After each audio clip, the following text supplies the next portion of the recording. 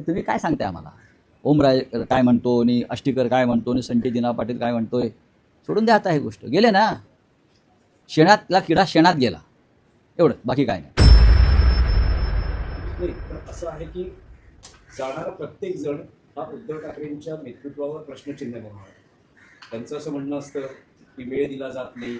बरं. उद्धव ठाकरेंनी त्याची स्वतःची उत्तरं दिलेली आहेत कालच्या मेळाव्यात. पण ओमराजे यांचंही काल तेच म्हणणं होतं की पुढचं राजकीय अस्तित्व टिकवणं. ओमराजे हा एक भंपक माणूस आहे. राजे शब्द काढायचं का आमचे चंदनशिव म्हणाले, भंपक आहे. त्याची भाषणं आहे का? मी साधा ग्रामपंचायत सदस्यही नव्हतो, मी संकटात होतो.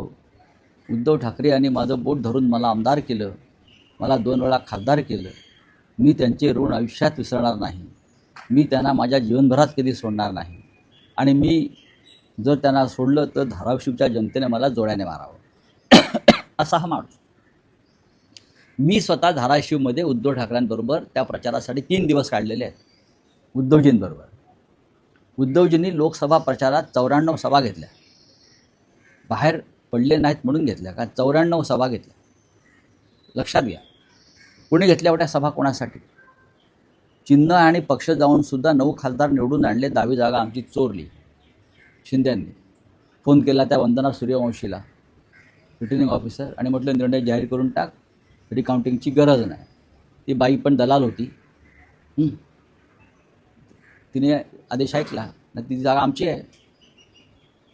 ती शिंदेंची दलाल होती, एजंट होती. तिच्यावर नंतर काय भ्रष्टाचाराचे कसे केसेस आणि आरोप झाले आणि कारवाया झाल्या आपण पाहिलं असेल त्या बाईवर. तर अशा प्रकारच्या गोष्टी आहेत. तर तुम्ही काय सांगताय आम्हाला? ओमराजे काय म्हणतो आणि आष्टीकर काय म्हणतो आणि संजय दिना पाटील काय म्हणतोय, सोडून द्या आता ही गोष्ट. गेले ना, शेणातला किडा शेणात गेला, एवढं, बाकी काय नाही. तुम्ही म्हणाला होतात की ऑपरेशन तुडवा हे आता महाराष्ट्रात दिसेल. मग शिंदे शिवसेनेतून म्हटलं जातंय की समोर या, काय जागेवर राहणार. मग ठीक आहे ना, ठीक आहे ना, बोलू द्या ना. बोलायला काय झालं? कोण शिंदे? कोण शिंदेचे लोक काय आहेत? हे बेईमान गद्दार लोक आहेत.